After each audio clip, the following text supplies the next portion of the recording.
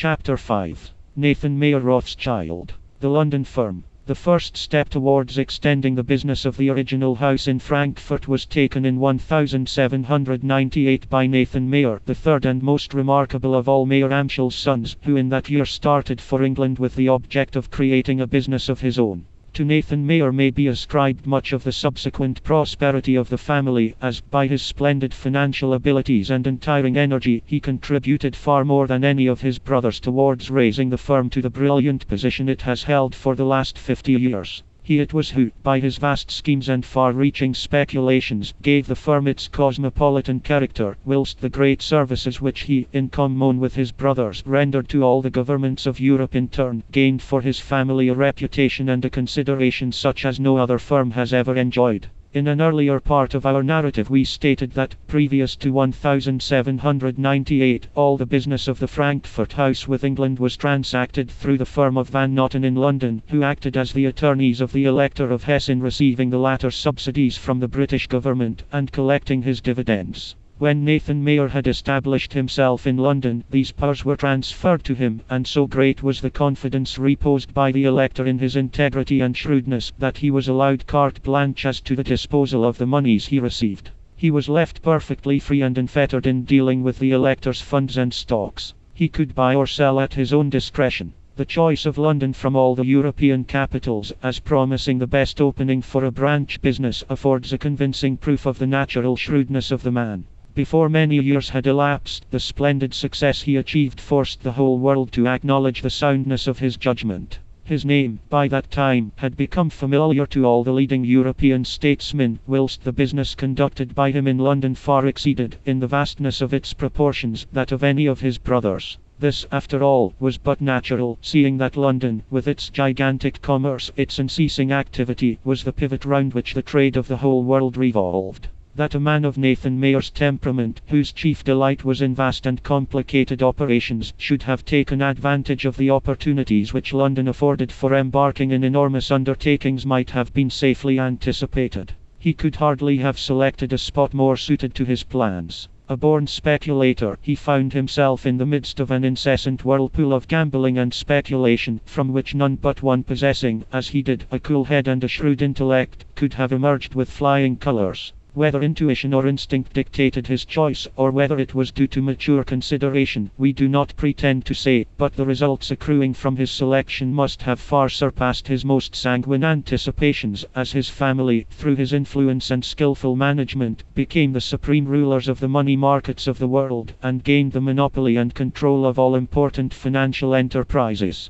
At the beginning of the present century, Great Britain was hardly a pleasing picture to look upon, as owing to false principles of government, to the ignorant and blind cultivation of our home trade, and the neglect of our foreign trade and manufacturing industries, it had the appearance of a state driven to the most opposite and contradictory extremes. Priding itself on the possession of the freest constitution in Europe, England yet concealed the greatest tyranny. Possessing unbounded riches, it yet allowed the poor peasantry in Ireland to die of hunger, whilst the privation and distress prevalent among the labouring classes generally were so great and indescribable as to threaten to end in riot and rebellion. The hardships endured by the poorer classes in many parts of the country were still further aggravated by the disgraceful condition of our political system. Morality was at a discount.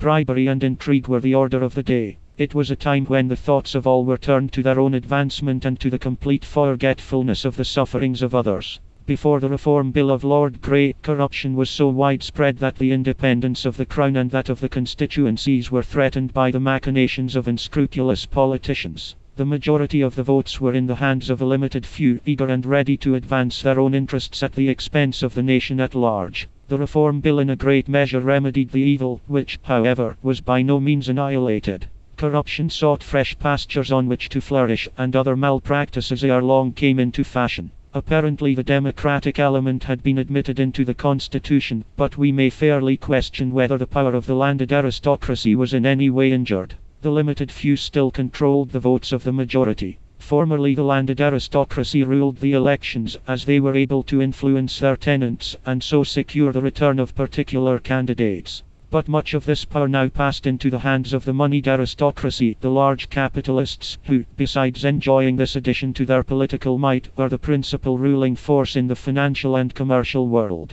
The great landed aristocracy still exercises an important influence in the political world, but the few noble families who previously possessed the monopoly of the boroughs have now to share their power with their rivals, the landed capitalists. The repeal of the Corn Laws was, as Disraeli truly said, the abolition of the landed aristocracy by the moneyed aristocracy, of the nobility by the bourgeoisie, of pedigree by money. The agitation preceding the repeal of the Corn Laws was instrumental in expunging from the political creed an article then generally accepted, which had caused much of the distress among the labouring classes, and had largely contributed to the stagnation of the home industries. Politicians up to that time had been unanimous in asserting that the true remedy for the prevailing distress, and the only reliable source of prosperity, was to be looked for in agriculture, with a powerful landed aristocracy at its head. It was, they declared, a quixotic idea to suppose that the prosperity of the country could be permanently benefited by cultivating and extending our foreign trade and our manufacturing industries.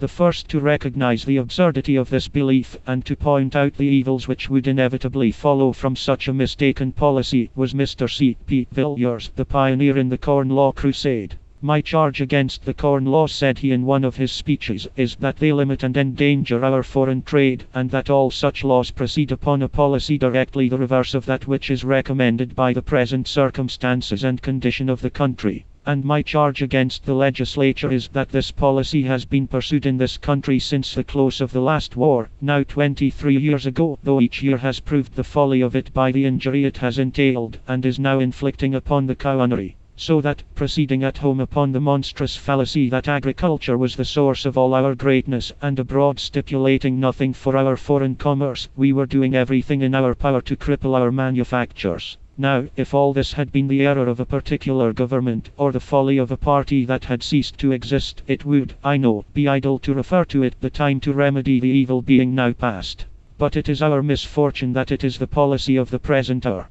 The policy of that day that the home trade is the best trade, and that we ought to create customers by Act of Parliament for that trade, and be as little dependent as possible upon foreign trade, is the ground on which the Corn Laws are defended today. The support and protection accorded by the legislature to the landed aristocracy in England were not enjoyed by the noble orders abroad. The conditions on which land was held on the continent had undergone extensive modifications, and the nobility had by degrees, owing to the revolution or modern legislation, lost the direct ownership of the land, with its attendant seigneurial rights or privileges. The tendency abroad has been to split up the land into small holdings, a course which rendered the disappearance of large proprietors inevitable. In England the contrary is the case. The tendency is towards consolidation in the hands of a few large proprietors. It could hardly be otherwise. The main principle in the English law of land tenure is that the owner must either cultivate his land to the best advantage himself, or else lease it to those who will do so. This was hard upon small proprietors, who were called upon not only to cultivate the land but to contribute towards its improvement, and this a series of bad seasons would render impossible. The consequence was that they were compelled to sell their land to the large landowners. In this way the small landed proprietors disappeared, and gave place to the thrifty tenant farmer. Whether it is right or wrong that the land should thus be concentrated in the hands of a limited few, is a question which has agitated the minds of many, and which we, for our part, do not feel called upon to decide. There can, however, be no doubt that, since it has been generally acknowledged that the prosperity and greatness of the country are dependent upon a flourishing foreign trade, the tendency has been to abandon agriculture for manufacturing pursuits, and to leave the cultivation of the soil to those whose wealth renders them independent of the profits or losses attending their labors. Injurious as were the effects produced by this mistaken policy of fostering the home trade and neglecting the foreign, there can be no question that the country has also suffered severely from the evils resulting from the creation of the national debt. To the increased taxation and the widespread corruption it engendered may be ascribed much of the want and privation the poorer classes of the community have had to encounter. However much we may deplore the existence of the national debt, or national nuisance, as some would call it, we must confess that William III had no other plan left by which he could procure the money he required. Great events from little causes spring, and it is to the necessities of earlier monarchs rather than to William that we must trace the origin of the system of state borrowing embodied in the national debt. When our earlier rulers found themselves short of funds, they were accustomed to apply to their faithful subjects for aid, and, as they were not always couched in the most gentle terms, or made with that courtesy which so befits kings, the applications were sure to attract gold to the royal exchequer. In the pursuit of cherished schemes of ambition or revenge, monarchs would recklessly embark on enterprises the cost of which their loyal subjects were afterwards forced to liquidate. Richard I, in his eagerness to visit the Holy Land, stopped short of no device to procure the funds necessary for his object. He extorted money from his subjects, he farmed the revenues, mortgaged the customs, and even threatened to sell London rather than abandon his crusade. His successors imitated and improved upon his system of extortion. Henry III seized the merchandise of his subjects, and managed to borrow a large sum under the tempting offer of high interest, but with the forgetfulness characteristic of the times, neither capital nor interest was ever paid. Under the pretense that he was about to start on a crusade, Edward I seized the plate and money of the monasteries, but once secure in the possession of the spoil, declined to go. Edward III imposed heavy taxes, created monopolies, raised forced loans, and availed himself of every possible means to wring money from his unfortunate subjects. As time rolled on, each succeeding monarch strove apparently to rival and outdo his predecessor in unscrupulous exaction. Edward IV enjoyed the reputation of being the handsomest tax-gatherer in the kingdom. When on one occasion he kissed a buxom widow to show his appreciation of the readiness with which she yielded to his demands, it is said that she at once doubled her contribution in the expectation of being again favored by the royal lips. But kingly gratitude did not go so far. Henry VII was guided by logic in his extortion. He forced frugal people to contribute largely, on the ground that they must have saved money by their economy. Henry VIII, owing to his extravagant habits, was continually replenishing his exchequer from the pockets of his subjects. Nor was he by any means particular as to the methods by which the supplies were obtained. He seized upon the accumulated property of the monastic orders, and raised a loan of 10% on all property from 20 to 300, increasing the percentage on sums above the latter amount. By courtesy the money thus raised was termed a loan, but when years later he refused to pay the capital or to acknowledge his debt, the transaction was known by a harsher name. Elizabeth displayed a great deal of cuteness in her financial operations. She would borrow large sums of her devoted subjects, and, if at any time she had a balance lying idle, would graciously deign to lend it back again to her faithful citizens at a high rate of interest. The Stuarts were not behind their predecessors in recklessness or extravagance, while in extortion they went to extremes of which no one had ever dreamt. Charles I found to his cost that he had no sovereign right to the property of his subjects, and paid a heavy penalty for rashly endeavoring to force them to yield to his exactions. His failure, however, did not deter Charles II from similar practices, and the merry monarch fairly excelled all his rivals in barefaced thieving, for that is the only term applicable to his action in closing the exchequer and appropriating to his own use the money deposited there. James II would have liked to imitate his brother, but the offences which the nation overlooked in the graceful, rollicking Charles were not to be excused or tolerated in one so universally hated and suspected as his successor.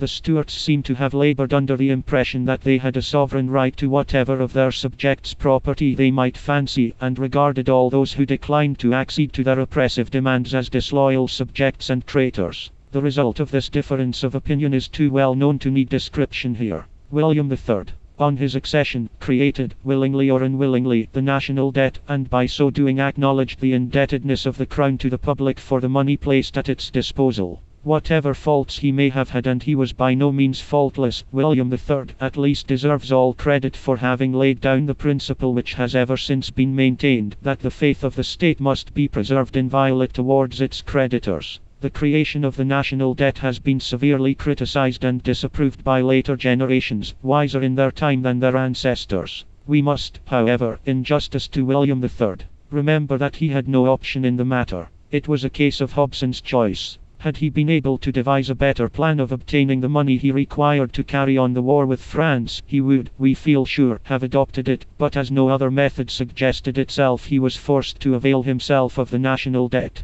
To crush his lifelong rival, Louis, was a mission which William felt called upon to perform, and which nothing would induce him to abandon. From his earliest years he had learned to hate the name of France, and his life had been passed in one long struggle to humble the French monarch and frustrate his ambitious schemes. He, who at the head of the small but resolute Dutch Republic had defied single-handed the power of the two strongest nations in Europe, who had seen his countrymen tear down the dikes and canal banks to let loose the waters they confined rather than behold their fatherland desecrated by the presence of the conquering invader, was hardly the man to relinquish the struggle when his hands were strengthened by the resources and energies of England. Time had not effaced from William's memory the recollection of the wrongs and affronts his country had suffered, so that, on his accession to the English crown, he renewed hostilities with even greater zeal and determination than before. Louis on his side, being as anxious to crush William as William was to crush him, did not relax his efforts, but exerted all his strength, brought into play all the arts of diplomacy and intrigue to attain his cherished object.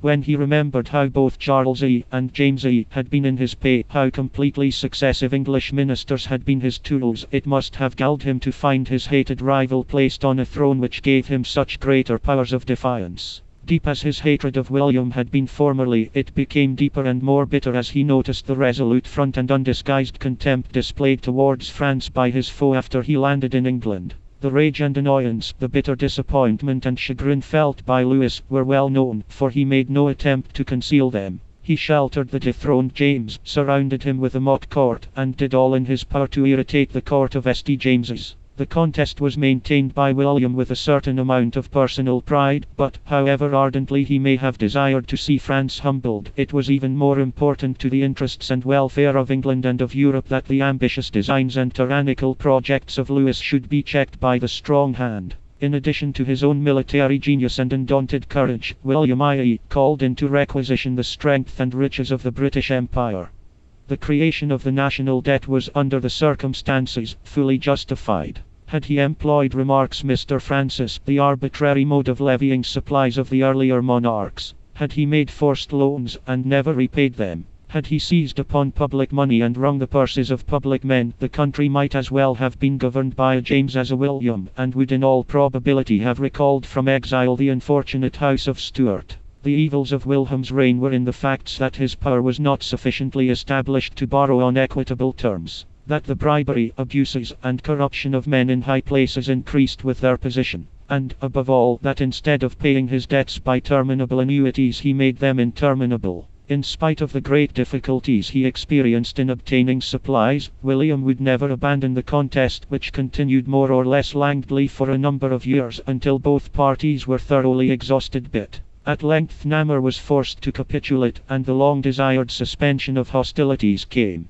The power of France in Spain was shaken. Its coasts were assailed, and Louis, having lost his great captain, was glad to resume his overtures for peace. The Peace of Ryswick terminated this memorable struggle, which had cost Europe 480 millions of money and 800,000 men. No great achievement was recorded of this protracted war, nor was the peace it produced of long duration. Its earlier history, like that of most English wars, was not remarkable for its successes. The unanimity so essential to great deeds was at that time an impossibility owing to the divided state of political parties. Had greater patriotism and less self-interest and advancement been displayed by the House of Commons, William might have been able to bring the war to a successful issue years before. The principal objection to William's financial innovation was, as we have already observed, that he borrowed on irredeemable annuities. Had he borrowed on annuities terminable at a certain date, the operation would have been very little dearer, whilst, instead of saddling posterity with a heavy burden, the pressure would have decreased year by year, until the debt finally disappeared. Credit, moreover, would have improved as time went on, and the discontent have lessened. Whatever blame may be attached to William, still stronger must be the blame attached to the advisers of succeeding monarchs, who, although perfectly well acquainted with the objections to the raising of money on irredeemable annuities, still continued the practice. It was predicted by Sir Robert Walpole that the country would be ruined when the debt amounted to 100 millions. If such was his sincere belief, he is much to be censured for steadily omitting to take steps to avert the calamity. It is needless to say that the debt has long since exceeded Sir Robert's limit, and yet the country is still far from being bankrupt. In 1696, while the gold was being recoined, exchequer bills in amounts of 5 and 10 were introduced. These were found of great convenience in business, for, being issued on the credit of the government, they were regarded as equal to gold, and passed freely from hand to hand under the confident knowledge that they would be paid off at par. The Treasury was authorized to contract with capitalists for the supply of cash, and although these bills were for a short time at a discount, they soon stood at a premium. At first they bore no interest, but when they were reissued, interest was paid on them. They have always continued to be favorite source of supply with succeeding ministries, and when it is found inconvenient to pay them off, they are liquidated, with the consent of Parliament, by being added to the fixed debt of the country. It is amusing and instructive to note the variety of expedients William was compelled to employ to obtain his supplies. At one time it was a mild remonstrance, at another a haughty menace, and often a reproach that he had risked his life for an ungrateful country. Heavy as was the cost of maintaining the war with France, the money spent with that object was as nothing compared with the enormous sums expended in buying members of the lower house. Corruption was rampant throughout society. Every man of influence had his price. Some were bribed with contracts, some with portions of loans, while others received titles, commissions, or places. So low had public credit fallen and so high were the demands of members and the premium on money that of 5 millions voted for the war only 24 millions reached the exchequer. Mr. Francis, to whom we are indebted for much of the matter in this chapter, describes very faithfully the state of the finances and of society at that time. Long annuities and short annuities, lottery tickets and unredeemable debts made their frequent appearance, and the duties, which principally date from this period, were most pernicious. The hearth tax was nearly as obnoxious as the poll tax. The custom and excise duties were doubled. The hawker and the hackney coach driver, companies and corporations, land and labor, came under supervision. Births, burials, and bachelors were added to the list, and whether a wife lost a husband or whether a widow gained one, the effect was alike. Beer and ale, wine and vinegar, coal and culm, all contributed to the impoverished state. And although some, who looked back with regret, occasionally indulged their spleen, the general tone of Parliament was submissive. Still there were times when the truth was spoken, and truths like the following were unpleasant. "We have provided," said Sir Charles Sedley, "for the army, we have provided for the navy, and now we must provide for the list. Truly, Mr. Speaker, 'tis a sad reflection that some men should wallow in wealth and places, while others pay away in taxes the fourth part of their revenue. The courtiers and great officers feel not the terms, while the country gentleman is shot through and through.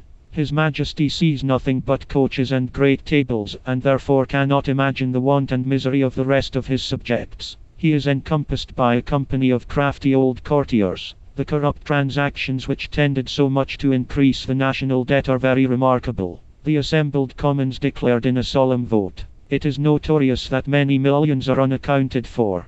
Mr. Hungerford was expelled from the lower house for accepting a bribe of 21, and the Duke of Leeds impeached for taking one of 5,500 guineas. The price of a speaker, Sir John Trevor, was 1,050, and the Secretary to the Treasury was sent to the Tower on suspicion of similar practices. Money receivers lodged large sums of public money with the goldsmiths at the current interest. Others lent the exchequer its own cash in other persons' names, and, out of 46 millions raised in 15 years, 25 millions were unaccounted for. The commissioners of hackney coaches were accessible, and peculation in the army was discovered by the chance petition of the dwellers in a country town. By this it appeared that the inhabitants of Royston in Hertfordshire had large claims made upon them for money by colonels, captains, and cornets, in addition to the food and lodging which were their due. A few independent members took up the question. The public supported them, and at this juncture a book was delivered at the lobby of the House, which asserted that the public embezzlement was as enormous as it was infamous, and that the writer was prepared to make disclosures which would astonish the world. The offer was accepted. A searching inquiry was instituted, and defalcations were discovered, so great that all wonder ceased at the increase of the national debt, and at the decrease of the national glory. The abuses in clothing the army were plain and palpable. The agents habitually detained the money due to the soldiers and used it for their own advantage, or compelled the troops to pay so large a discount that they were in the utmost distress. The subaltern officers were not better off. Colonel Hastings afterwards cashiered for the offence, obliged them to buy their raiment of him. If they hesitated, he threatened. If they refused, he confined them. In 1693, an inquiry was ordered into the application of the Secret Service money, when severe and deserved animadversion was passed upon those through whom it circulated. The power possessed by government under such abuses may be imagined. They were sure of the votes of those who had places and pensions, and they were sure also of the votes of that large class of expectants which always haunts a profuse ministry. And thus the courtiers, as the ministerial party was long designated, could baffle any bills, laugh at all grievances, stifle any accounts, and raise any amount of money. Under Queen Anne, intrigue and corruption still permeated the political world. Money had learnt its innate power, and day by day its influence upon the politics of the nation grew more marked and unmistakable. Through the interest and pressure of the state creditors, the moneyed classes, a law was passed enacting that for the future no one should be eligible to represent a borough in Parliament unless he had an income of 300 a year, or 600 a year in the case of a county member. The power exercised by money waxed every day more prejudicial to the true interests of the country, and the greater that power grew, the more baneful became its effects upon the morals of the nation. Bribery was universal. An eager scrambling after wealth disgraced the whole of society, and noble names of all ranks and parties were tarnished by an utter disregard for the laws of common honesty. Everywhere the cry resounded, "Get money, money still, and then let virtue follow if she will." Marlborough, it is well known, did not scruple to satisfy the cravings of his avarice at the expense of the soldiers to whom his successes were due. His victories were but a source of gain to him. The blood of his gallant veterans, a trifle unworthy of consideration if it interfered with his plans. Somerset, Newcastle, and other ministers lent the state money on terms settled by themselves. The funds were diverted from their legitimate purposes and employed in buying the votes of the lower house. When the Tories came into office, no less than 30 million sterling were found to be unaccounted for in the budget. The scandal connected with this discovery was not diminished when the investigations afterwards instituted proved abortive. The whole tone of parliamentary morality was infamous, and the financial condition of the country was proportionately unsatisfactory and alarming. The national debt is in a measure answerable for much of the corruption that prevailed, and there is undoubtedly much truth in the arguments which have been urged against this method of raising the money required by the state in emergencies. The objections are directed not so much against the debt itself as against the evils it has brought in its train. Speculation was promoted and encouraged by its creation, which, from a business point of view, has certainly been of little benefit to the mercantile world. Seeing fortunes quickly and easily won by speculations in the funds, merchants were seduced from their own legitimate pursuits. In 1697 the debt amounted to 20 millions, and it was found to be such a convenient agent with such elastic qualities that its proportions were forever on the increase. The deficit in that year was no less than 5 millions. This state of things was turned to account by speculators, who set afloat rumors of every description to disparage the government. Capital was made out of the distresses of the ministry, the interest on the debt was declared to be uncertain, and the public credit was depreciated by any and every means. The funds in consequence attracted an amount of attention and acquired an importance which have but increased with the progress of time. The great Hebrew capitalist and speculator Medina aroused the envy of many by the large fortune he amassed in a comparatively short period. Eager to imitate and rival his success, English merchants began to dabble and speculate in the funds, and the Royal Exchange soon became, as Change Alley was later, the rendezvous where men of all creeds and nationalities met to tempt the fickle goddess, and enrich themselves by this privileged mode of gambling. Jews and Gentiles, Quakers and ministers, rogues and hypocrites, all mingled in the fray. On that common ground all prejudices and enmities were sunk and forgotten. A greed for money swayed the hearts and minds of these worshippers of Mammon. The speculation fever spread with surprising rapidity. Each day saw the crowd grow in proportion. If business in the fund slackened, other sources of speculation were discovered. Bargains in annuities, lottery tickets, tontines, exchequer bills were made briskly, and bubble companies were promoted with almost the same facilities as in the 19th century. The poor English nation, said one writer, run a madding after new inventions, whims, and projects, and this unhappy ingredient my countrymen have in their temper. They are violent and prosecute their projects eagerly. William I. created the national debt, but the foundation stone was indirectly laid by Charles II. When, in 1672, he appropriated to his own use £500,000 of money deposited by merchants and goldsmiths in the Exchequer. Charles, however, repudiated all claims made upon him for the restoration of the money thus taken, and to William belongs the merit of having first acknowledged the indebtedness of the state to its creditors. Not only did he own his liability for sums he himself borrowed, but he added to them the amount misappropriated by his predecessor. The condition on which he negotiated his first loan was that those who advanced him money should receive stock representing double the value of their contributions. 40 firms expressed their readiness to assist him on these lucrative terms, and in this way he raised £500,000 towards carrying on the war with France. By making so liberal an offer he gained two immense advantages. He not only obtained the money he required, but he secured the support of the great body of English merchants, who, having placed their capital at his disposal, were naturally interested in the maintenance of his rule. At the same time he won the gratitude of the nobility, who on previous occasions had always been called upon to prove their loyalty by large sacrifices. In 1694, being again in want of funds, William announced that he wished to raise £1,200,000, and that he was willing to grant those merchants who first subscribed this sum, a charter in their joint capacity under the title of the Bank of England. By this charter they were allowed to carry on a general banking business, and were given certain privileges in buying and selling bills of exchange, bullion, and other commodities. The money was soon subscribed, and in this way the first public debt was handed down to posterity. At William's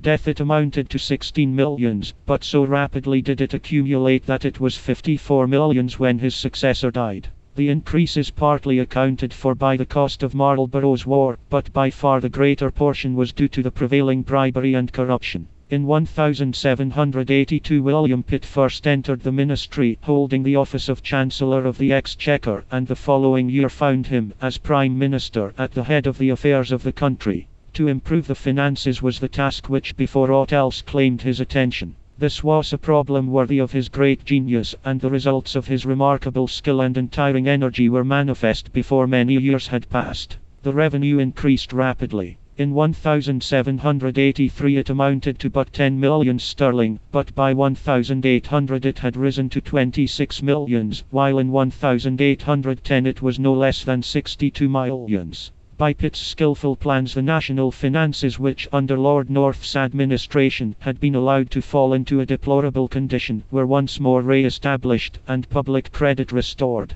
The most convincing proof of the soundness of Pitt's financial policy is that his measures have been the basis of all subsequent legislation affecting the revenue and expenditure of the country. He likewise instituted a scheme for the reduction of the national debt. The result of the various steps taken by him was so favorable that consols, which in 1784 stood at 54, already reached 76 in 1786, and by 1792 had risen to 96, or a rise of 42%, in 8 years. No event in the financial history of England has had such important results immediately and remotely as the suspension of cash payments during the reign of George III.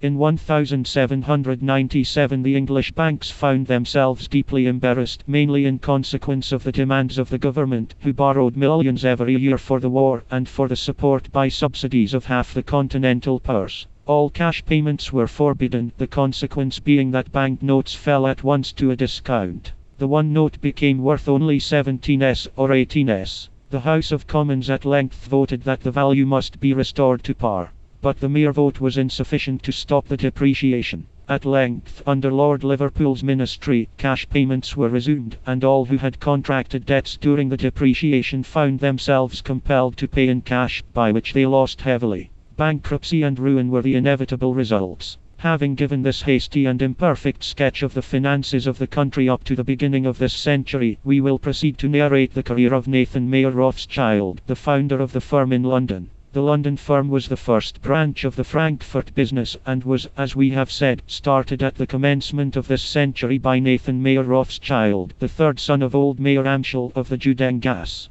The immediate cause of his repairing to England was a dispute with one of the great cotton manufacturers from Lancashire, who treated Nathan Mayer, himself a rough, unpolished man, in an arrogant, overbearing fashion, which was keenly resented. At that time the continent, Germany and Austria especially, was entirely dependent on England for its supplies of cotton goods, and the English manufacturers, secure as they thought in their monopoly, abused their position and treated their foreign customers in a very cavalier fashion. In their opinion it was quite a favor on their part to dispose of their wares at all. The Frankfurt house did a large business in cotton goods, and it was the behavior of one of the manufacturers who visited the firm that caused Nathan Mayer to adopt the sudden resolve to go to England. We cannot do better than repeat his own version, as published in Sir Thomas Fowell Buxton's biography of his first experiences and successes in England. In one of his letters Sir Thomas says, "We dined yesterday at Ham House, to meet the Rothschilds, and very amusing it was. He, Rothschild, told us his life and adventures.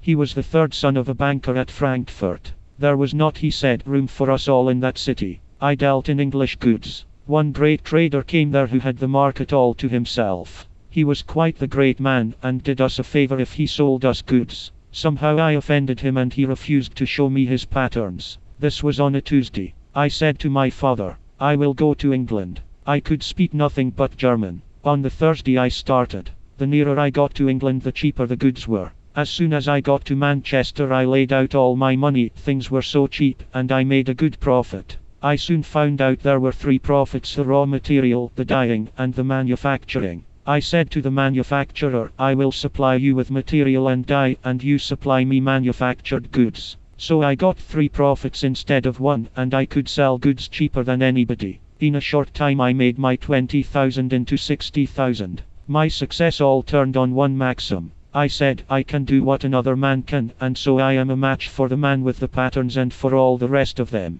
Nothing could demonstrate more clearly Nathan Rothschild's profound confidence in his own powers and his resolute character than this simple narrative. So rapid was his success in Manchester that before many years had passed he found even that was too limited a sphere for the mind which could grapple with three profits. He accordingly at the beginning of this century established himself in London, where he was afterwards destined to make such a name. Previous to his arrival in London, the business of the parent house in Frankfurt had passed through the hands of the banking firm of Van Noten, but Nathan Mayer at once assumed the control and management of the firm's interests in England. In the concluding portion of his letter, Sir T.F. Buxton writes, I forgot to say that soon after Rothschild came to England Bonaparte invaded Germany. The Prince of Hesse-Kassel, said Rothschild, gave my father his money. There was no time to be lost. He sent it to him. I had 600,000 arrive unexpectedly by post, and I put it to such good use that the prince made me a present of all his wine and linen. The immense profits realized by these early transactions Nathan Rothschild soon found means to multiply. It was a period when a man gifted with his remarkable shrewdness and business capacities was bound to succeed. However great his folly may have seemed at the time when Napoleon's forces were trampling all Europe beneath their feet, Nathan Mayer learned to form a favorable idea of the immense strength and resources of England, and his calculations as to the ultimate issue of the struggle were all in favor of his adopted country. Acting on his convictions, he on one occasion purchased a large amount of bills of the Duke of Wellington at a heavy discount, but knowing that the credit and faith of the country were pledged to their payment, he felt he had made a good bargain. To quote his own words once more, when I settled in London, the East India Company had 800,000 worth in gold to sell. I went to the sale, and bought it all. I knew the Duke of Wellington must have it. I had bought a great many of his bills at a discount. The government sent for me and said they must have it. When they had got it, they did not know how to get it to Portugal. I undertook all that, and I sent it through France, and that was the best business I ever did. Nathan Mayer was generally termed a merchant, but although his commercial transactions were large and important, the scene of his greatest and most profitable triumphs was the stock exchange. At a time when the prices of the funds and all securities were subject to violent fluctuations, the temptations to a great capitalist with the speculative instinct so strongly developed as in Nathan Mayer were irresistible. Though a mere stripling among the grey heads of the money market, his almost preternatural sagacity in the art of money-making brought him at once into prominence, and he became the leading man on the stock exchange, none of the members of which could boast, like him, of having multiplied their capital 2,500 times in the course of 5 years.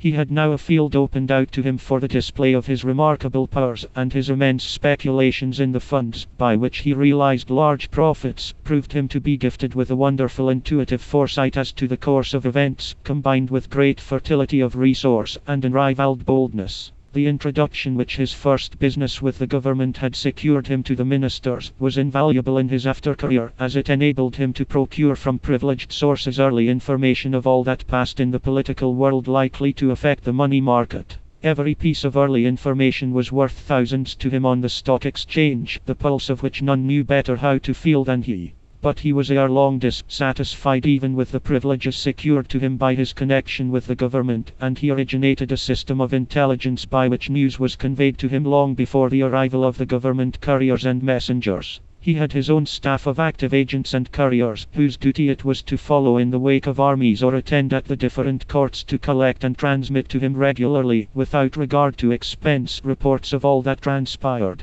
He organized a system of pigeon post, by which news was conveyed to him from the continent rapidly and at short intervals. He was known to have spent immense sums on his pigeons, and was ever ready to pay liberally for birds possessing great strength and swiftness. The superiority of his intelligence over that of the government was proved on several occasions. He was the first to inform Lord Aberdeen of the Paris July Revolution, as he had been to announce the defeat of Napoleon at Waterloo. In connection with Waterloo, an interesting little romance has been written upon the immense ism Nathan Mayer gained by his early knowledge of the victory of the Allies, which his financial strategy enabled him to use to the fullest advantage on the stock exchange. Many of his large speculations had been based on the presumed success of the English arms, and he was perhaps congratulating himself on his shrewd foresight and the soundness of his calculations when the sudden and treacherous return of Napoleon from Elba shattered at once his golden dreams and renewed all his previous anxiety and fears. No man, indeed, had greater cause to tremble at the reappearance of the mighty despot than had Nathan Mayer.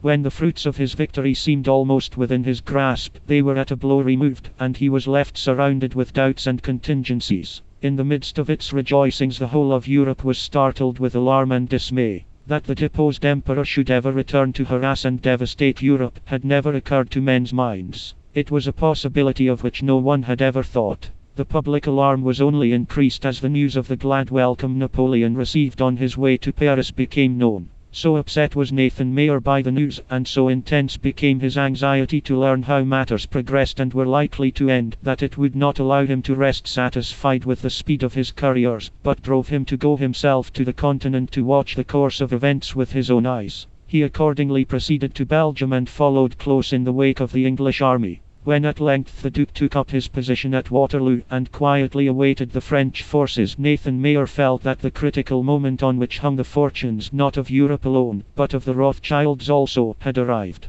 He had such an immense stake dependent upon the issue that his feverish anxiety would not allow him to remain in the background. He proceeded to the battlefield and took up a position commanding a view of both armies. We can imagine how eagerly he scanned the field, and noted the disposition and strength of the opposing forces. Those under the command of the Iron Duke must, we should fancy, have struck him as being outmatched and standing but a poor chance with the French army, which included the famous and hitherto invincible Old Guard. Turning to the distinguished personages around him, among whom were to be seen Count Pozzo di Borgo, Baron Vincent, General Alova, Baron Mayfeling, and others of equal note, Nathan Mayer questioned eagerly and wistfully all who cared to give him a hearing. The answers he received were discouraging and but increased his fears, for all were too well aware that the struggle between two such remarkable commanders would be long and stubborn. Though hoping for victory, none felt confident enough to predict such a result. The battle began. A dense smoke, from the furious cannonade, soon enveloped the whole field in a cloud. But Nathan Mayer's straining eyes were able from time to time to see the fierce charges of the French cavalry, by which the safety of the English lines was more than once imperiled.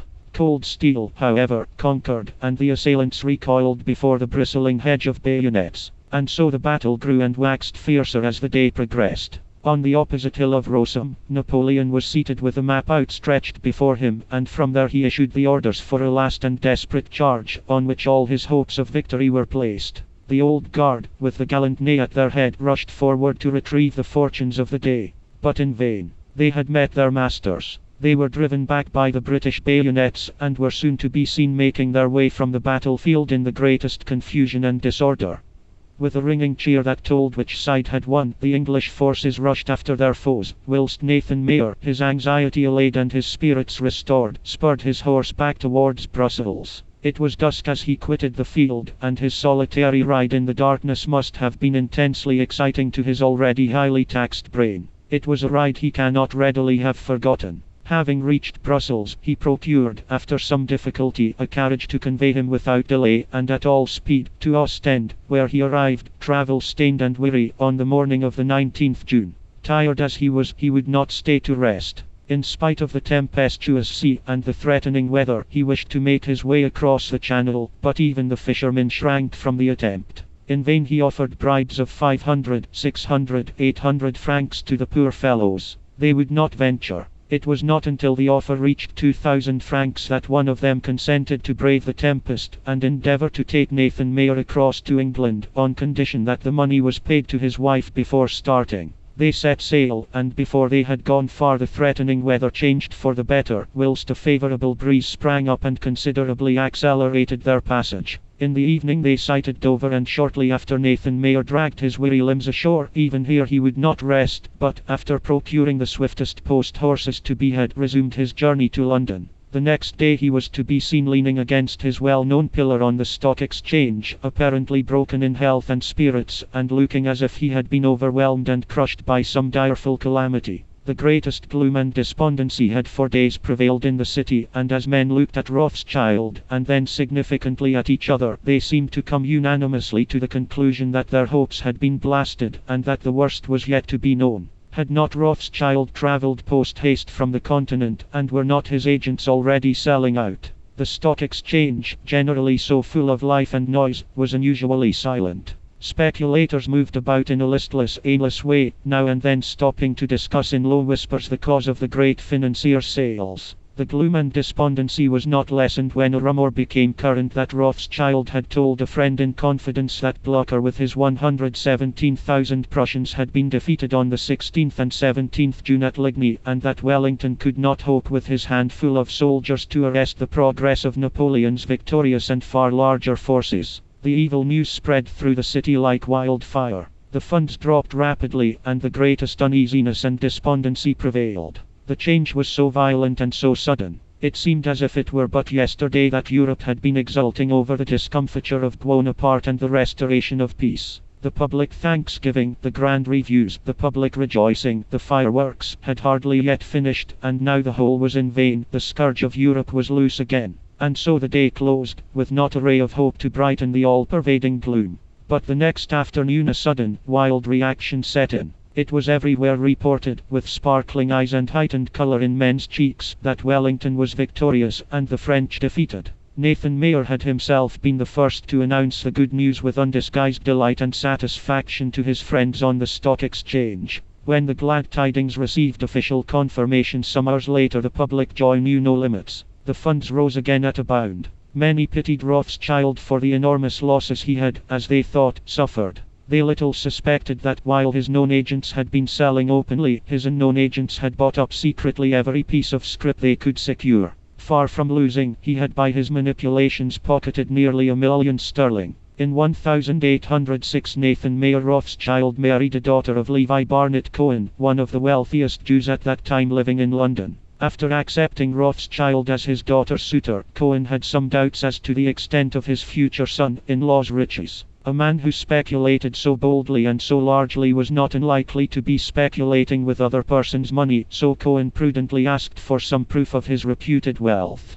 This Rothschild declined to give, saying that as far as wealth and good character went, Mr. Cohen could not do better than give him all his daughters in marriage. The name of Rothschild became familiar to the English public mainly through its connection with loans issued for various governments. This loan business was perhaps the most profitable of all the many enterprises on which the firm embarked, as, to begin with, there was the certainty of a handsome commission, whilst the endless stock exchange speculations to which the loans gave rise were a fruitful source of gain to Nathan Mayer. He may fairly be said to have been the first to introduce foreign loans into England, and to have made them popular as investments. Foreign stocks had, of course, been largely held by English capitalists for years, but they had never enjoyed public favour owing to the interest and dividends being payable abroad. Rothschild, however, arranged that they should in future be paid in London at fixed rates in sterling money, an arrangement which contributed largely to the success of the loans brought out under his auspices. It speaks well, indeed, for his prudence and caution, that although the loans issued through other firms were often repudiated and the interest stopped, none that he took up were ever known to suffer from the bankruptcy of the governments for whom they had been issued. Rather than allow his loans to acquire a bad name through the inability of the contracting state owing to temporary difficulties to provide the funds necessary for the payment of the interest, he was known to have advanced his own money for that purpose, trusting to his influence and power to secure its due return. However unfavorable an opinion people may entertain of some foreign loans, it is quite certain that they cannot point to any loan issued by the Rothschilds that has come to a bad end. The first occasion on which he assisted the English government was in 1819, when he undertook the loan of 12 million. This operation was unsuccessful, as the loan fell to a discount. But Rothschild had cleverly shifted the burden onto other shoulders. The list given below, which is by no means complete, will show how varied his loan operations were, and will enable the reader to form an idea of the immense profits attending this line of business. On one single loan he made a profit of 150,000, with which he purchased the well-known Gunnersbury House and grounds. This historical mansion was formerly the residence of Princess Amelia, the aunt of George III. And on her death the house and grounds passed into the hands of a Mr. Copland and ultimately became, as we have said, the property of Nathan Mayer Rothschild. The principal loans issued by Nathan Mayer were the following: 1818. Prussian, 5,001,822 3,500,000. Russian, 3,500,000 1,823. Austrian, 2,500,000 1,824. Neapolitan, 2,500,000 1,825. Brazilian, 2,001,829. 800,000 1,832. Belgian, 2 million. Total, 21,800,000. The majority of these loans were remarkably successful, but at times the sunshine was broken. On more than one occasion Nathan Mayer sustained such heavy losses that the stability of any other firm but his would have been endangered. He is estimated to have lost not less than $500,000 by Lord Bexley's scheme for funding exchequer bills in a 3.5% stock. In 1823, at the time of the French invasion of Spain, he was threatened with severe losses through the French loan, but fortunately for him he saw his danger in time, and managed to distribute the loss among others less alert. He would often decline proposals for loans without troubling himself about the terms, if the country soliciting his assistance was under the least suspicion, or subject to internal disorganization. With Spain, or the South American states which had formerly acknowledged the Spanish flag, he would never have anything to do. He always cautiously steered clear of every doubtful or unsafe business. During the great speculation fever of 1824 and 1825 he kept studiously aloof, and warned others to follow his example. It is true that, during this time, he established the Alliance Marine Insurance Company, but the history of the causes which led to its formation would seem to show that its establishment had no connection with the speculation then prevailing. When the numerous bubble companies which had been floated burst in rapid succession, and the inevitable panic occurred, Rothschild greatly relieved the market by his readiness to purchase at a fair price any amount of stock that might be tendered him. Brokers in many instances preferred accepting his offers to realizing their stock on the market. Nothing demonstrated more clearly the power and stability of the firm during this trying period, when the Bank of England had nearly to close its doors, than the unstinted and fearless manner in which it advanced funds to the bank to enable the latter to meet its calls. In 1831 Nathan Mayer did what he regarded as a very clever stroke of business. Mercury, as is well known, is a valuable article, indispensable in many trades, as well as in the dispensing room. It is a powerful medicine, and is also largely used to separate gold and silver from the earthy impurities with which they combine. Most of the quicksilver found in Europe was derived either from the mines at Idria, in Austria, or from those at Almaden, in Spain. The latter mines had at the time of which we are writing been allowed to fall into disuse, but their richness was well known, even the Greeks and Romans having realized immense profits from the rich deposits there. Spain in her difficulties thought of her once famous mines, and willingly mortgaged them to Rothschild as security for the due payment of the interest on the loan he had undertaken. The immediate result of this agreement took the public quite by surprise. The value of Almaden quicksilver was doubled. Under these circumstances, they naturally turned to the Adria mines for their supplies, but only to find that the price there likewise had been doubled. Rothschild had managed to get the Adria mines also under his control, and by so doing had secured the monopoly of mercury. This clever stroke of business, as profitable as it was clever, had one notable consequence for the sick and suffering of all nations. Mercurial preparations, largely employed in medicine, are at the present moment no more manufactured from the pure metal as obtained from the mines, but from the refuse of other articles containing quicksilver, such as the foil of old mirrors and looking glasses. This piece of stratagem brought down upon Nathan Mayer a shower of abuse and condemnation from the press. On another occasion he forced even that venerable institution, the Bank of England, in spite of its prestige and its government support, to confess that it was no match for the finesse of the great financier. Rothschild particularly required an amount of bullion to promote the success of an operation he had in hand. This bullion the directors willingly lent him on condition that it should be returned by a certain day. On that day Rothschild appeared at the bank to fulfill his engagement. When asked if he intended to return the bullion, his reply was to produce a bundle of notes for the amount.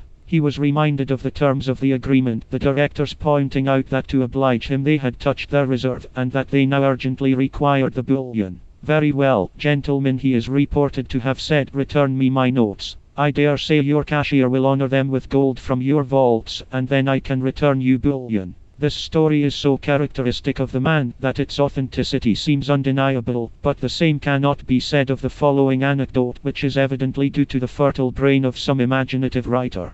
The very minuteness of detail and the dramatic completeness of the narrative are enough to make one suspicious of its genuineness. The elements of improbability are too prominent and manifest to fail to strike the reader.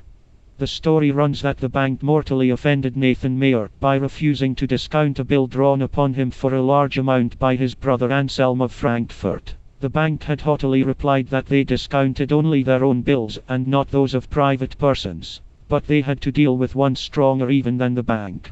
"Private persons!" exclaimed Rothschild, when the fact was reported to him. "Private persons! I will make these gentlemen feel what sort of private persons we are." 3 weeks afterwards, Nathan Mayer, who had employed the interval in collecting all the bank notes he could procure in England and on the continent, presented himself at the bank as soon as it was opened. He drew from his pocket-book a note, and the clerk naturally counted out 5 sovereigns, at the same time looking with great astonishment at Rothschild. It seemed strange that he should trouble himself for such a trifle. He, however, examined the coins carefully one by one, and put them in a little canvas bag. Then drawing out another note, a third, a fourth, a 10th, a 100th, he kept demanding change for his notes, never placing the money in his bag without first scrupulously examining the pieces. In some cases he would try them in the balance, as he observed, the law gave him the right to do. The first pocket-book being emptied, and the first bag filled, he passed them to his clerk, and received a second supply of notes, thus continuing to drain the bank of its gold till the doors were closed. He had spent 7 hours in changing 21,000. But as he had 9 of his employees engaged in the same manner, it resulted that the bank had lost 210,000 from its reserve of gold. Moreover, Nathan Mayer had kept the tellers so occupied that no other persons could change a single note. Everything that bears the stamp of eccentricity always pleases the English public, and in this instance the pique of the great millionaire caused endless amusement. The directors, however, laughed less when they saw him reappear next day at the opening of the bank, accompanied by his 9 allies. They laughed no longer when they heard the financial despot say, with ironical simplicity, "These gentlemen refused to take my bills. I have sworn not to keep theirs. I will merely warn them that I hold notes enough to keep them occupied for 2 months. For 2 months. 11 millions of gold drawn from the bank." The bank grew alarmed. Something had to be done. The next morning a notice appeared that in future Rothschild's bills would be taken as readily as their own. Shrewd and cute as Nathan Mayer proved himself to be, the laugh was not always on his side. He at times met with rivals whose cunning and strategy were too much even for his subtle calculations. A leading banker once lent him $1.5 million against the security of consols, which were then quoted at 84. The terms on which the money was advanced were clear and simple. The banker was to have the option of buying the consols at 70, should the price recede to 74. Rothschild felt satisfied with his bargain, for the possibility of consols dropping 10% appeared to him a very remote contingency. The banker, however, had acted on an idea which subsequently fully justified his course of procedure. He at once began unloading Rothschild's consoles on the market, following this up by a similar amount in his own possession. The market grew alarmed at the gigantic sales. Uneasiness and doubt followed. The funds dropped rapidly, and other circumstances occurring to help the depression, the fatal price of 74 was at length reached. The Christian had outmatched the Jew. When he lived at Stamford Hill, Nathan Mayer had as an opposite neighbor a wealthy stockbroker named Lucas, who, on returning home late one evening, noticed Rothschild's carnage standing ready at the gate. Thinking something must be in the wind, Lucas directed his coachman to drive round to the stable and not unharness the horses, but to wait till he sent for him. Concealing himself, he presently saw Rothschild and two companions enter the carriage, the driver being ordered to drive to the city. Hastily summoning his own carriage, the stockbroker started in pursuit, and saw them alight at Newcourt. A few minutes later he followed, and, reeling past the housekeeper in an apparently hopelessly drunken state, forced his way, in spite of all opposition, to the financier's private room, where he fell prostrate on the floor. Nathan and his friends were not unnaturally startled by the sudden inrush of their unwelcome and uninvited visitor. They raised him, bathed his face with cold water, but without any benefit, the only result being a convulsive trembling and shrinking. They were at a loss what to do with Lucas, but noticing that he seemed at length to settle into a heavy slumber, determined to let him remain where he had fallen. Time was precious. They had important matters to discuss, so they covered the reveler with a rug, and proceeded with their business. Important news had been received from Spain, and the result of the consultation was to order certain brokers to commence at once buying up cautiously a particular stock. This settled, Rothschild and his companions separated. After they had gone, Lucas began slowly to recover, and although still uncertain and shaky on his legs, and suffering from a dreadful headache, as he said, he insisted, in spite of the housekeeper's remonstrances, upon going home. On reaching the street he went at once to his office, where he made arrangements for buying up all the stock he could procure. Rothschild was dreadfully upset by this trick, and used all ways to refer to it as the base, dishonest, and nefarious stratagem of Lucas. In addition to his loan business and speculations, Rothschild embarked in many commercial enterprises, for he was ready to support any undertaking which appeared to him at once sound and likely to prove lucrative. By his immense bill transactions he must have won hundreds of thousands of pounds. A writer in the Gentleman's Magazine shortly after Rothschild's death said, "He never hesitated for a moment in fixing the rate, either as a drawer or as a taker, on any part of the world. And his memory was so retentive that, notwithstanding the immense transactions on which he entered every foreign post day, and though he never took note of them, he could, on his return home, with perfect exactness, dictate the whole to his clerks. Nothing was too gigantic for his grasp, nothing too minute to escape his notice. His mind was as capable of contracting a loan for millions, as of calculating the lowest salary on which a clerk could exist. It was characteristic of Nathan, says Martin, in his stories of banks and bankers, that he never paid his employees a farthing more than was necessary for their bare subsistence, or at least not a farthing more than they could compel him to pay. This meanness towards those who assisted him in building up the edifice of his enormous fortune is a reproach to the character of the man from which even his warmest adulators have not been able to free him. This is a reproach from which we are glad to say the present heads of the firm are free, for their liberality is too well known to require our confirmation. One cause of his success, says the author of the Stock Exchange, was the secrecy with which he shrouded all his transactions, and the tortuous policy with which he misled those who watched him the keenest. If he possessed news calculated to make the funds rise, he would commission the broker who acted on his behalf to sell 500,000.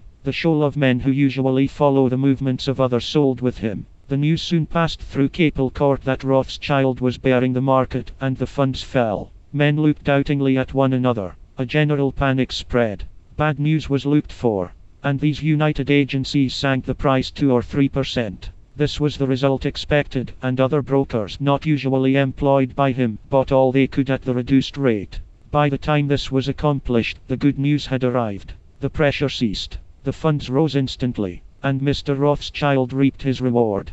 To tell who was and who was not his agent was well nigh impossible, for he is known to have made his very enemies his tools to serve his purposes. He was informed one day that a broker had been openly abusing him on the stock exchange, and boasting how thoroughly he detested Rothschild and the whole Jewish race. Nathan listened quietly and unmovedly to the statement, merely remarking, "Thank you. I am much obliged. That man will be useful." Shortly afterwards, this abusive broker sold out on behalf of a third party, acting secretly for Rothschild, 600,000 consols. For, said Nathan, they will never suspect he is bearing the market on my account. It was a common practice with this mighty speculator to have one set of agents selling, and another buying, the same stock, so that there was no ascertaining what in reality was the object of his mansoeuvres. The probable result was a secret confined to his own breast. Owing to his enormous power, subtle stratagems, and profound mystery, no one could conjecture, with any certainty, his purposes.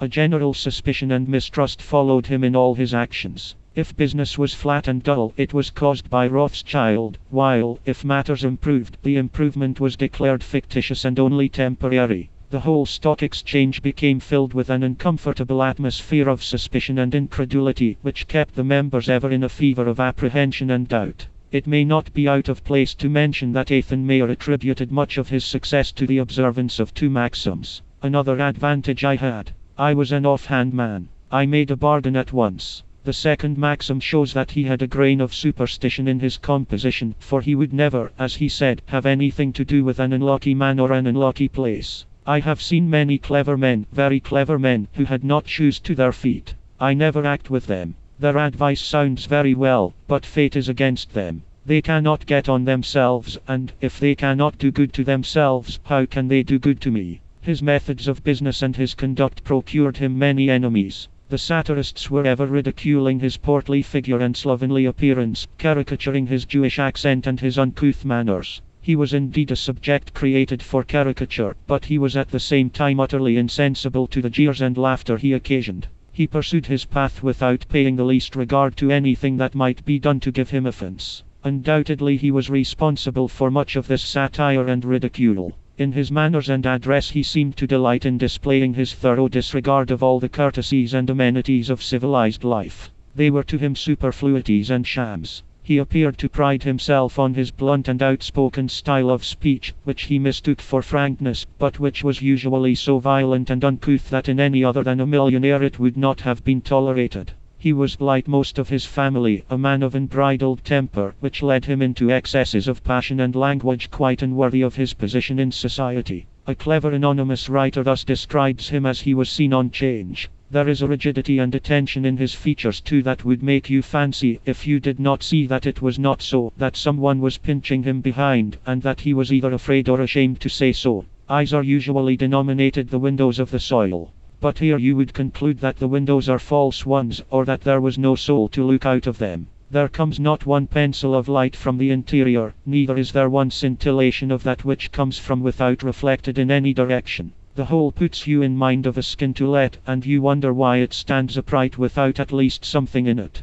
By and by another figure comes up to it. It then steps 2 paces aside, and the most inquisitive glance that you ever saw, and a glance more inquisitive than you would ever have thought of, is drawn out of the air while fixed and leaden eye, as if one were drawing a sword from a scabbard. The visiting figure, which has the appearance of coming by accident and not by design, stops but a second or two, in the course of which looks are exchanged which, though you cannot translate, you feel must be of most important meaning. After these the eyes are sheathed up again, and the figure resumes its stony posture. During the morning numbers of visitors come, all of whom meet with a similar reception and vanish in a similar manner.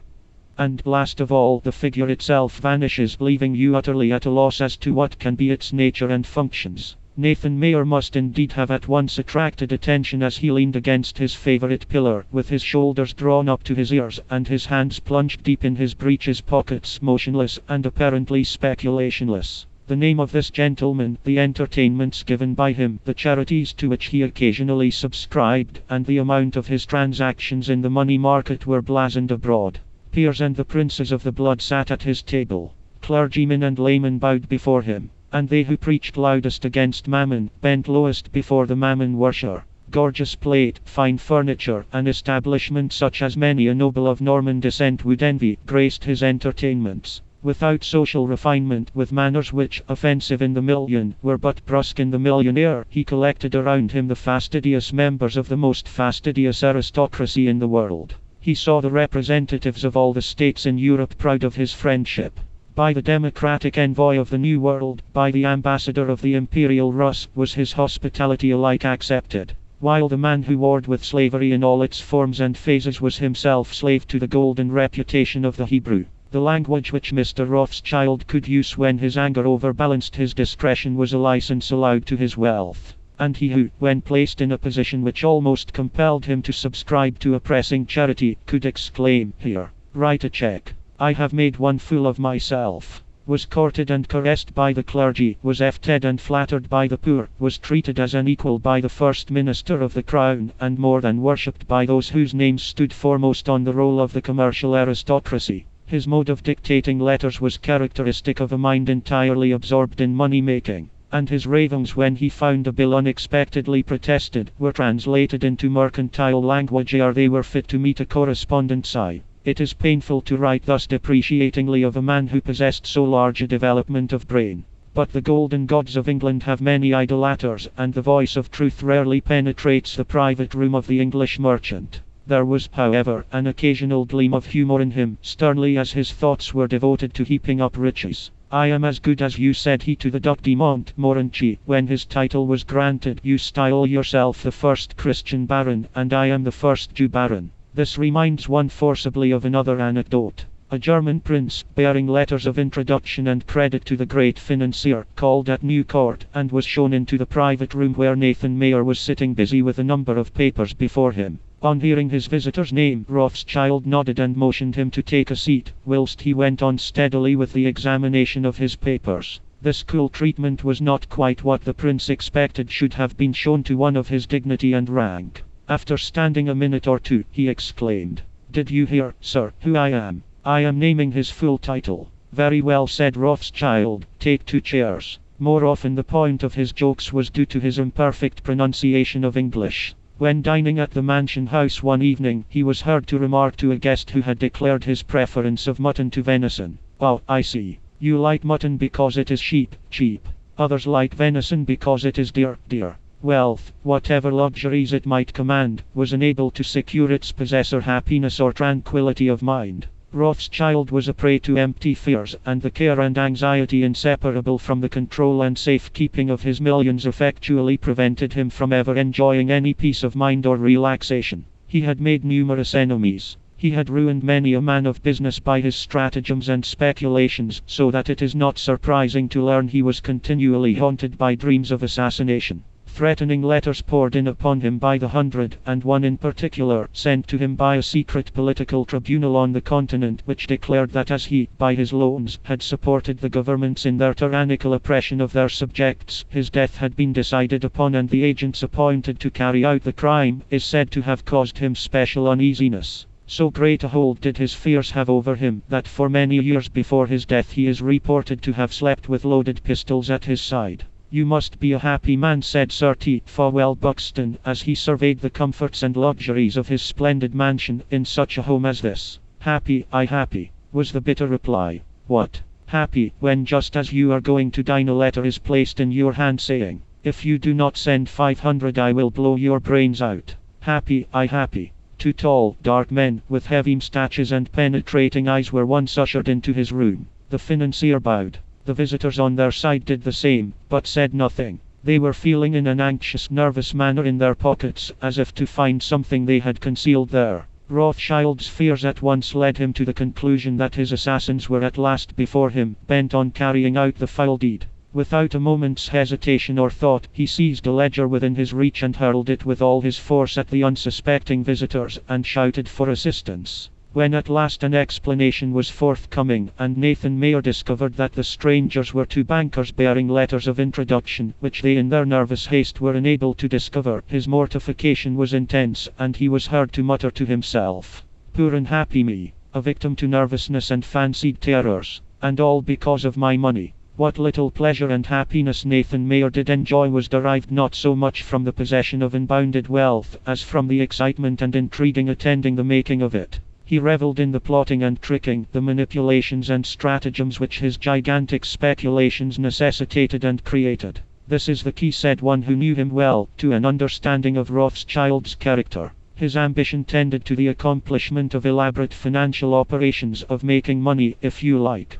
But in this phrase the emphasis must be placed on the making, for he did not value either money in itself or the things that could be procured by it. He had no taste or inclination for what every Englishman seeks as soon as he has money enough to buy it, comfort in every respect. His ambition was to arrive at his aim more quickly and more effectually than others, and to steer towards it with all his energy. When his end was reached it had lost all its charm for him, and he turned his never-wearying mind to something else. This view of his character and disposition is confirmed by his own lips, as he declared in answer to the question asked by one of his guests. "I hope that your children are not too fond of money and business to the exclusion of more important things. I am sure you would not wish that."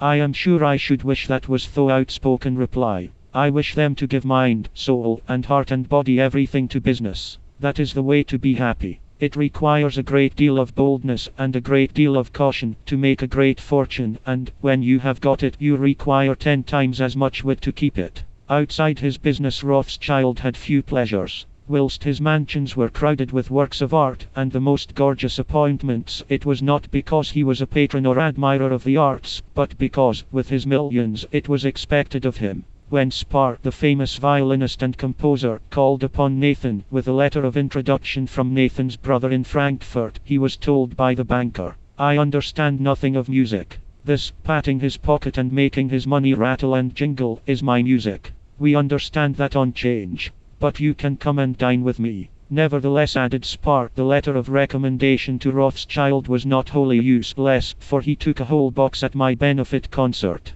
At long and rare intervals Rothschild would be seized with a charitable freak.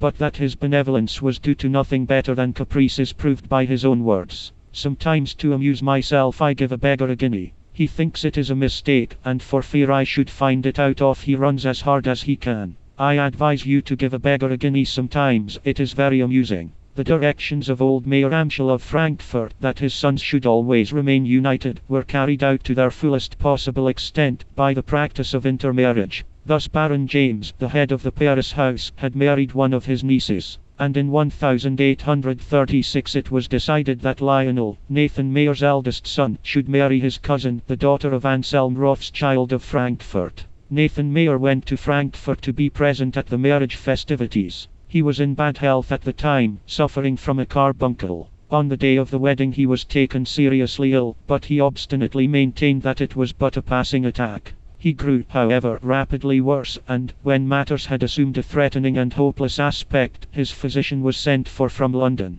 But his services were summoned too late, and the great man, after being delirious for a day or two, gave in to his great enemy. He died on the 28th July, 1836. The first news of his death was conveyed to England by one of his own specially trained pigeons, which was shot by a sportsman near Brighton. On a slip of paper attached to its leg were the words, "Illi est mort." His remains were brought over from Frankfurt for interment. Surrounded as he had been during his life by all the luxuries which money could command, he was placed in his last resting place with a gorgeous pomp and display that seemed hardly appropriate to the solemnity of the occasion. The coffin which contained his remains was described in the press as being different in shape from those made in this country, and so handsomely carved and decorated with large silver handles at both sides and ends that it appeared more like a cabinet than a receptacle for the dead. A procession of carriages nearly a mile in length followed it. Among those who were present in the Jewish Hast-End cemetery out of respect to the deceased, were the Austrian, Russian, Prussian, Neapolitan, and Portuguese ambassadors, besides the Lord Mayor, the sheriffs, aldermen, and a crowd of minor dignitaries. Much speculation and curiosity was manifested by the public after Nathan Mayer's death as to the amount of the fortune he had left his children, but this was not made known in the will, and has consequently always remained a secret. The directions to his executors were clear and simple. Those gentlemen were expressly bidden to confine themselves to their administrative duties, and not seek to pry into matters which were outside their functions. No statement of the amount of his property, or of the securities in which it was invested, was given in the will, and the main points touched upon were the conduct of the business and the marriage of his daughters. The business was to be conducted by the 4 sons in cooperation with their uncles abroad. To each of his daughters he left 100,000, which was to be forfeited if they ever married without the consent of their mother and their brothers. Legacies to his employees and dependents, as well as charitable bequests, were conspicuous by their absence. There were none.